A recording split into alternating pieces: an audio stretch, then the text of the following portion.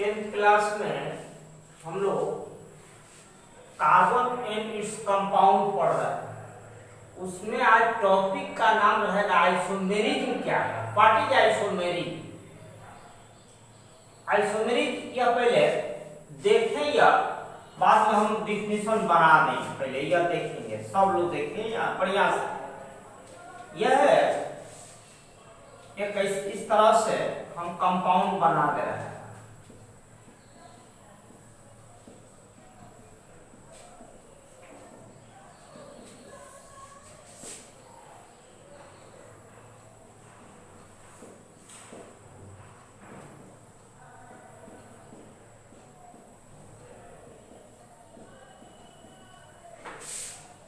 Nomenclature जब पढ़ाए थे तो इसका नाम बताए थे इथेनॉल। IUPAC नेम है यह, इथेनॉल। कॉमन नाम इसका था इथाइल अल्कोहल। Ethyl alcohol. यह इसका जो है नाम बताए थे मिथॉक्सीमीथेन। मिथॉक्सीमीथेन या इसका कॉमन नाम बताए थे डाईमिथाइल ईथर। डाईमिथाइल ईथर था। यह दोनों का मॉलिक्यूलर फार्मूला अगर मिलाया जाए तो 2 कार्बन है इसमें। एक जो है गिनेंगे 1 2 3 4 5 6 है। H6O इसमें भी मिलाएंगे तो कार्बन 2 है, H6 है और O जो है 1 है। यानी दोनों का मोलेकुलर फार्मूला सेम आने लगा। यह मोलेकुलर फार्मूला हुआ, molecular formula.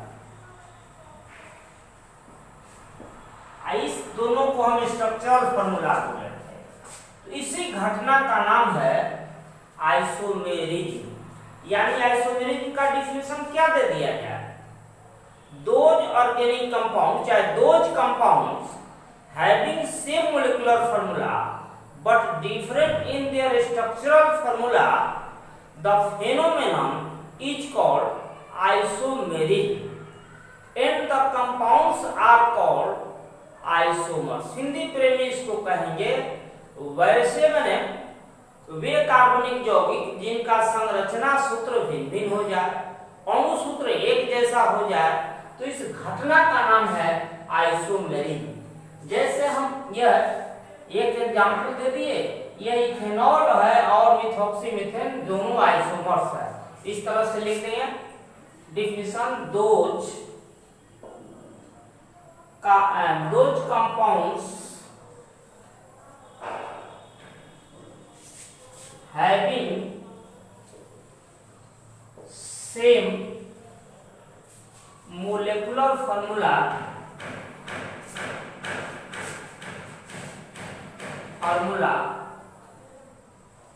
but different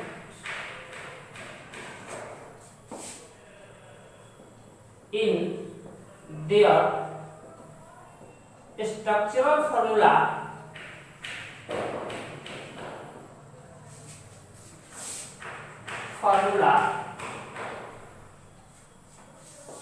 the phenomenon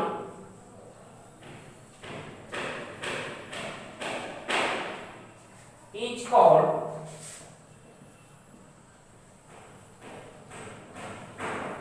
isomerism and the compounds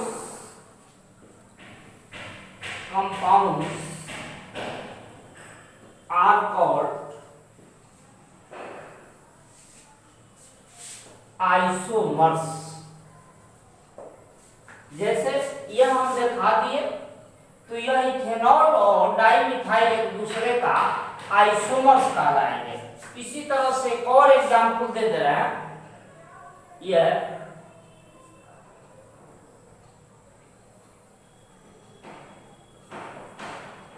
C4H10 इसको ब्यूटेन कह सकते हैं। इसके पास भी दो आइसोमर्स होंगे, हैज टू आइसोमर्स।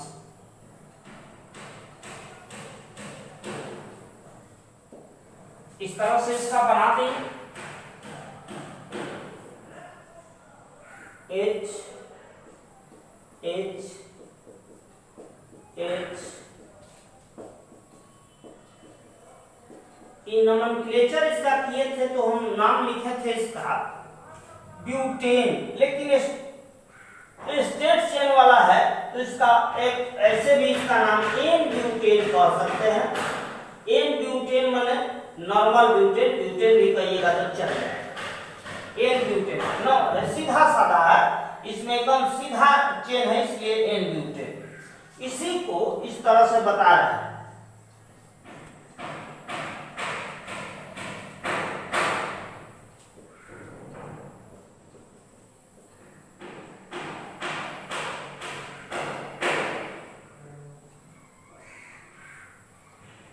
यहाँ एक ब्रांच बना दिए, तो ब्रांच बनाकर नोमेनक्लेचर नहीं बताया है, ए लेवल में बताएंगे या अभी हल्का फुल्का बता दे रहा है। जैसे ब्रांच चेक हो गया तो इसे नंबरिंग कर देंगे 1 2 3।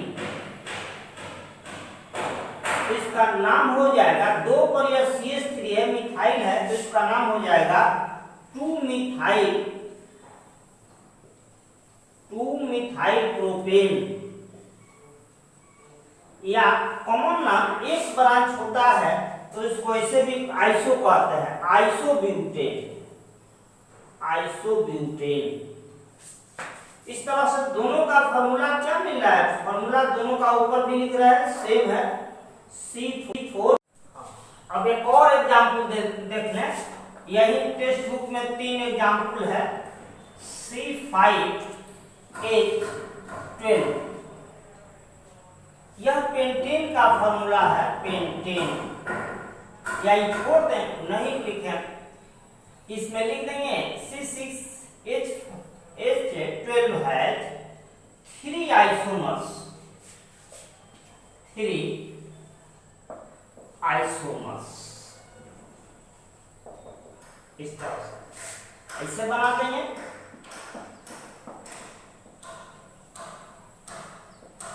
H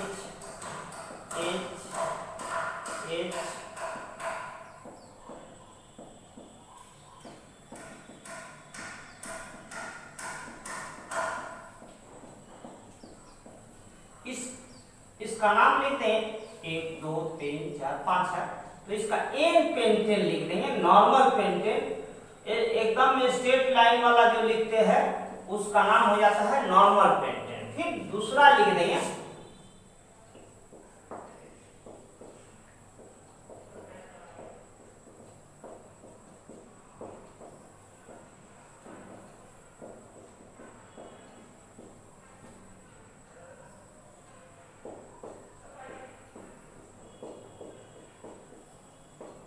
इस तरह से।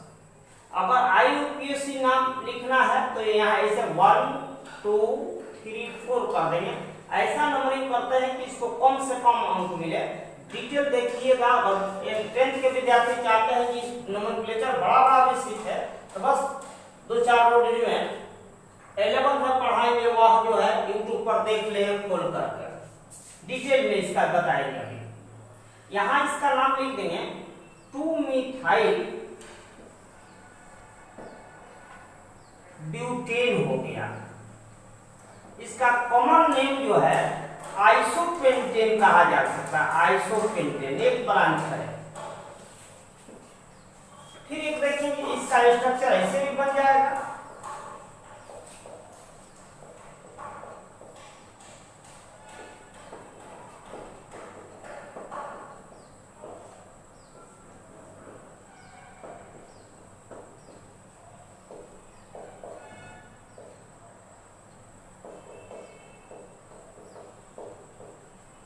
इसका IUPAC नोमेनक्लेचर करना तो ऐसे नंबरिंग कर देंगे। 2 पर यहाँ देखेंगे 2 कमा 2 2 2 2 पर यह 2 बार मिथाइल खड़ा है, ऊपर भी है नीचे भी है, इसीलिए इसका नोमेनक्लेचर करते समय 2 2 2 बार लिखा है।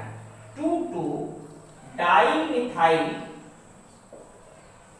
और लास्ट में स्ट्रेट चेन में जितना आता है लिख देते हैं, जिसको हम अब 11th में ही बताएंगे 2-4 मिनट में।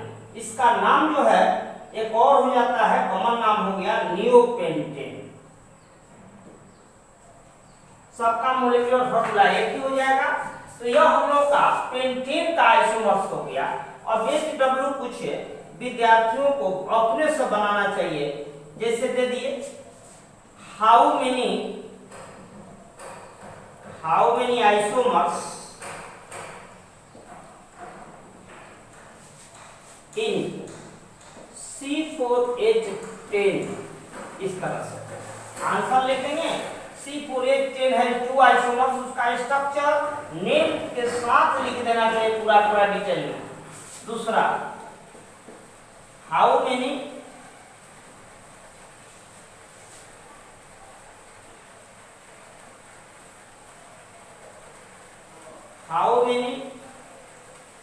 isomers in C5H12, यही ऊपर वाला उतार देंगे, लिख देंगे कि C5H10 है 3 आइसोमर्स, तीनों का एंपेंटेन, आइसोपेंटेन, नियोपेंटेन, इतना लिख दे रहे हैं। हाउ मेनी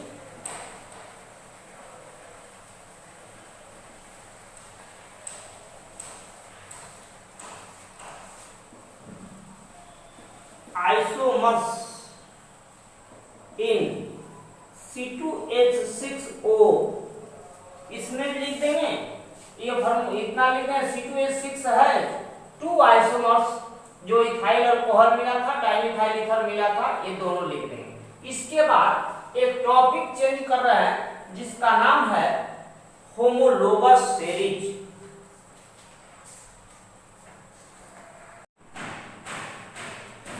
यह हम उसके बाद देखेंगे होमोलोगस सीरीज क्या है 10th में। ये देखने से पहले छोड़ देंगे, फिर यहाँ एग्जाम्पल देखेंगे। अल्केन देखेंगे, अल्केन है, अल्केन का फॉर्मूला मिला था CnH2n+2, इसका एग्जाम्पल मिला था, हम लिखे थे CH4, जिसका नाम था मीथेन। उसके बाद C2H6 है, इसका नाम था इथेन। C3H8, इसका नेम लिखे हुए थे प्रोपेन। C4H10 ब्यूटेन है। C5H12 पेंटेन है, एंड सो ऑन। 20 आप नाम लिख सकते हैं अभी, और 100 तक देखने के लिए 11 का 1-2 रोज बाद तैयार करेंगे। यहाँ पर यह कितना बढ़ गया, इससे एक कार्बन बढ़ गया है 2H, इसी तरह से यह मिलाएंगे तो एक कार्बन बढ़ा 2H, इस तरह से। फिर इससे यह कितना बढ़ा CH2, फिर यह कितना बढ़ा CH2, इतना ही काम का है। इस तरह के अगर ऑर्गेनिक कंपाउंड के जो सीरीज मिले, उसी का नाम है होमोलोगस सीरीज। एक और ये इथीने देख लेंगे, इथीने देख लिया जाए, इथीन CnH2n। यह मान लेते हैं कि पहला उसका लिखे थे C2H4, इसका नाम था इथीन। इसके बाद C3H6, इसका नाम था प्रोपीन। C4H8 ब्यूटीन था। C5H10 पेंटीन था। इसमें भी उतना ही यह बढ़ेगा, यह CH2 बढ़ेगा, यह CH2 बढ़ेगा, CH2 बढ़ता है, इतना। इसी तरह से अल्काइल ले लें, मिथाइल अल्कोहल, इथाइल अल्कोहल, कोई ले, इस CH2 का ही अंतर होता है। तो इसी सब को हम लोग कहते हैं होमोलोगस सीरीज। हिंदी प्रेमी इसको कहते हैं सजातीय श्रेणी या समजात श्रेणी। इसका डिफिनेशन तो हम लोग क्या बनाना, ये समझ जाइए कि मैथमेटिक्स का अर्थमेटिक्स हो गया, जिसका कॉमन डिफरेंस क्या हो गया CH2 मान लीजिए, तो इसका डिफिनेशन बना दें कि हिंदी में कह सकते हैं कि कार्बनिक यौगिकों की वह श्रेणी माने वह सीरीज जिसमें दो लगातार यौगिकों के बीच जो है कंपाउंड के बीच CH2 का अंतर पाया जाता हो इसी सीरीज का नाम है होमोलोगस सीरीज। यानी हम लोग इसको ऐसे कह देंगे कि the series of organic compound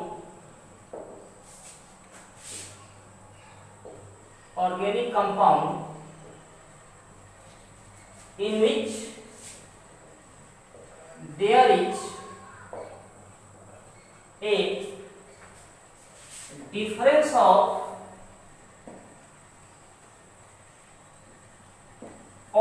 CH2 between two successive compounds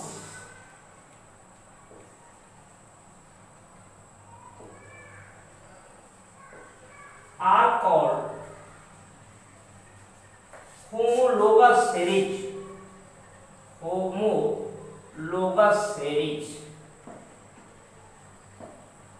यानी कार्बनिक यौगिकों का वैसा सीरीज जिसमें CH2 का अंतर पाया जाता हो उसी का नाम हो गया हम लोग का यह होमोलोगस सीरीज। ये एग्जांपल दे देंगे मिथाइल अल्कोहल कोई इसमें दिया जा सकता है। एग्जांपल यह बता दिए हम लोग का कंप्लीट हो गया। अब इसका थोड़ा सा कैरेक्टरिस्टिक दो चार है लिख देते हैं बता देते हैं। होमोलोगस सीरीज का कैरेक्टरिस्टिक्स क्या है? पहला तो हम लोग यही लिख दे कि इसके कंपाउंड्स में CH2 का अंतर या मास में कहेंगे तो कार्बन का 12 OH का 14 ग्राम का अंतर होगा। पहला कैरेक्टर हो गया कि the compounds of a particular homologous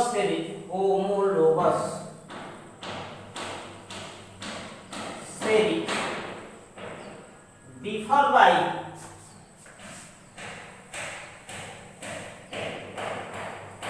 CH2 और 14 ग्राम बाई मास कह सकते हैं, बाई मास। दूसरा हम लोग का अंतर यह हो गया कि यह अंतर नहीं कैरेक्टरिस्टिक्स हो गया कि किसी पार्टिकुलर होमोलोगस सीरीज के सारे कंपाउंड का मोलेकुलर फार्मूला सेम रहेगा। जैसे अल्केन का तो CnH2n कह दिए सबका बोध हो जाएगा। इस तरह से लिख देंगे कि all the compounds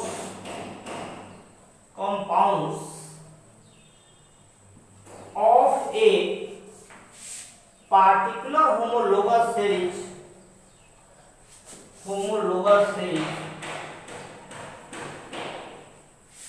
series are expressed by same general formula।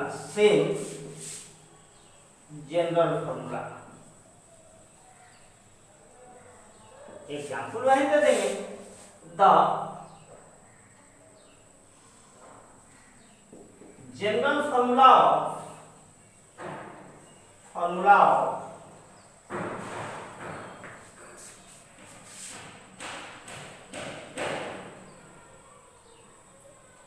alkane is CnH2n + 2।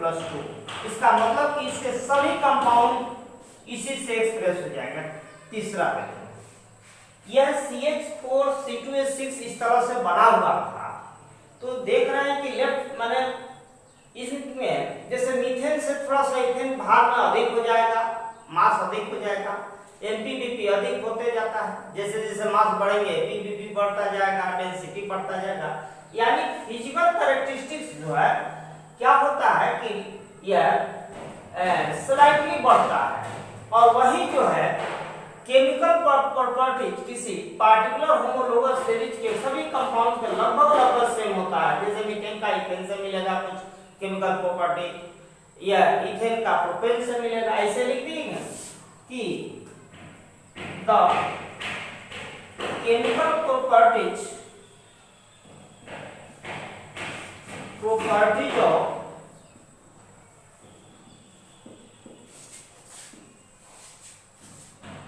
compounds of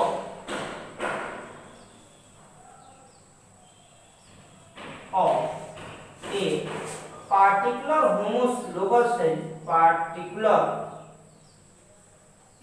homologous series are almost same।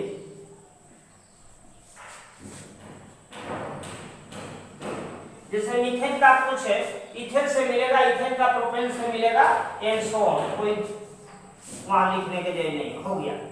अब चौथा जो है इनका फिजिकल प्रॉपर्टी थोड़ा थोड़ा अंतर करेगा। एमपीडीपी, डेंसिटी, जैसे जैसे मोलेकुलर मास बढ़ेगा बढ़ते जाएगा। लिख देंगे कि the physical property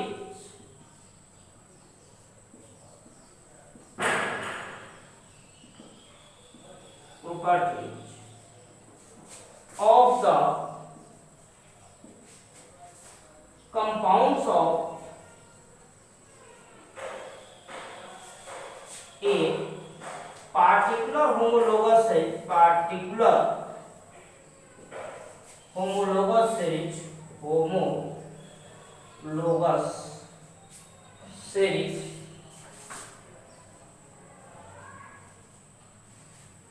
slightly increases,